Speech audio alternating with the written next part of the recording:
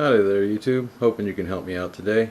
I picked this up at a swap meet, and the guy that was selling the stuff just gave it to me. And that was cool of him, because what I do with them is try to find out a way to return them either to them or a unit museum or somewhere that can that really would probably like to have them back. So that's the end goal with this, but my more slightly selfish goal is to find out a little bit more about Mr. Jorgenson and what he did previous to this dog tag being made and afterwards. So there's some confusion with this dog tag right off the bat just looking at it. I mean, it's a standard post-war, kind of like an early one. But if you look at the, where it should say AF, it says AO. It's an overstamp with an O. And this is dated 1950 for tetanus, blood type O. He's a Protestant, with his name and his service number. Now these service numbers all mean something. So if you look here, he's an officer in the Air Force. This is the 2 stands for a reserve. It's actually 2-0, and that takes the place of when regional thing. So then you look at the next number for the region, and it's a 6, so that would be like the upper Midwest, like Michigan, Wisconsin, that kind of area, and then his number there. So that right off the bat is kind of strange to me anyway. I don't think I've seen an overstamp like that, when it turns out that there's 3 listings of Mr. Jorgenson in the what Air Force records I could access through the internet, which is very limited, and there were 3 promotion records in the general orders, dated first. The first one is dated February 28th of 45. Second one is April 3rd of 45, and the final one being May 18th of 45. Which was a first lieutenant promotion. So that's all well and good. National Guard, okay, he's from the Midwest, but I'm here in California, and you know, dog tags turn up wherever. But if I look up Mr. Jorgenson's enlistment record, it turns up one with a different number, and that number is 191-33456, which would come back as a volunteer enlisted Army man from California. So that makes total sense.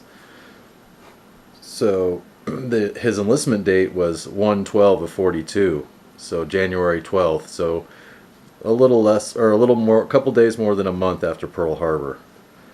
So a lot of the details in this OCR image that I saw were blank, or they had very kind of cryptic things like unassigned code, which it would be strange to put an unassigned code into a form, if you know what I mean, unless somebody knew what the code meant. But that wasn't put into this OCR form. So Mr. Jorgenson was born December 31st, 1923, and he died September 28th, 1984. His last address was an address in Berkeley, and it's a really small house. It's 1 bedroom, or it was a 1 bedroom. It's now been converted, and it was in 2001. It was worth $30,000. Now it's valued at over $1 million. So even though it's worth a lot of money today, it probably wasn't when he lived there. But this is all conjecture now. I don't have any evidence for any of this stuff, so please take it all with a grain of salt. If you have any more information or something contrary or confirmative, please, I'd love to hear from you. Or if you're a member of Mr. Jorgenson's family, or you know how to get in contact with them, please have them contact me with the business contact that's available on the webpage from the PC.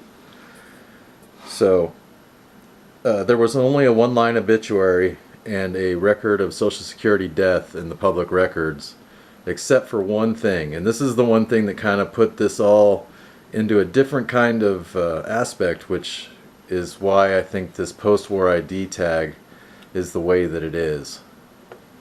So Mr. Jorgenson had a tail number N56124, was registered to him, and it's listed as a PT-19A trainer, serial number T43-7327. It was issued on 7/17 in 1951, and it was canceled on October 24th of 1955. The location of the aircraft was the 55th SR Squadron, McClellan Field, Los Angeles.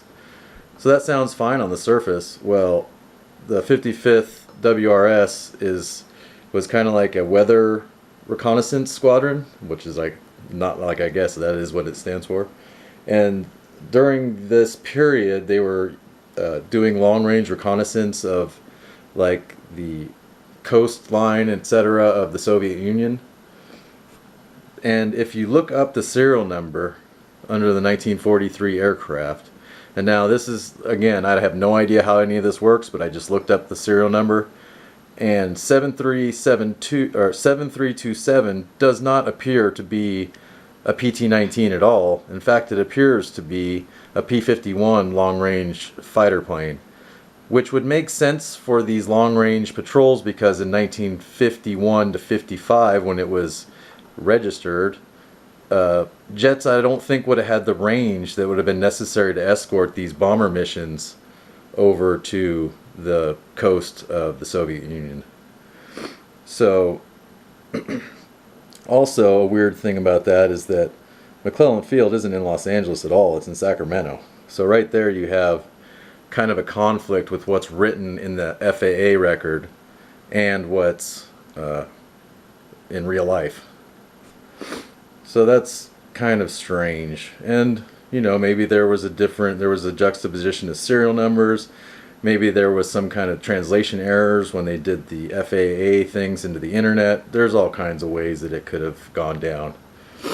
So anyway, now getting back to his service before this dog tag, he shows up in the honor roll of the 463rd Bombardment Group in the 772nd Squadron. Now this was the group, it was stationed in England, and it participated in lots of strategic bombing raids, including Berlin and Ploesti. But there's nothing in the thing for the honor website that has anything other than his name. It just has his name and that's it. So it seems strange that he would appear there as well as in what appear to be promotion orders in the last months of the war. So I'm not sure how that works out.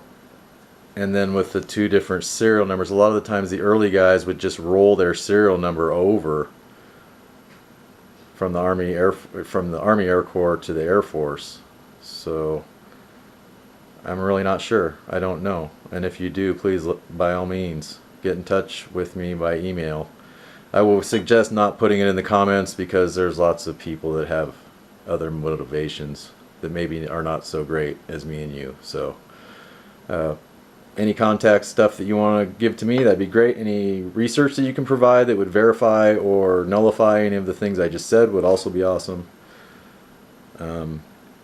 There's really not that much I can do from where I am as far as like looking things up, because you need to go somewhere, you know, back east, which is really far away.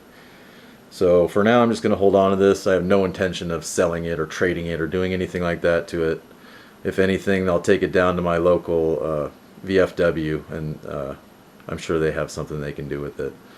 So it would really upset me to see it at the swap meet, but I find them all the time. And when I do, I pick them up, and I try to find out who belongs to them. And a lot of times they're just someone local, but this guy appears to be from somewhere else. Berkeley, which isn't far away, but it's far enough away, and it doesn't seem like there's any family available. I ran into one thing that it looked like a wife that died later on, but I'm not sure if it's the same guy or what the deal is. All I could do was search where I knew that the records would tell me whether or not there was more than one, and there was only this guy. So if you know anything, please let me know. Put it, you know, any kind of random things you might know about either the 463rd Bombardment Group, the 772nd Squadron, or McClellan Field having this PT-19 with the 55th WSR, or anything about the numbers, the serial number T43-7327. Any of that stuff would be helpful as far as kind of pushing this forward, because right now I'm kind of at a dead end. I've searched and searched and searched, and no matter how many ways I spell it or change it, That's the extent of the information I can come up with. So at 10 minutes, I'll thank you for watching, and I'll see you next time.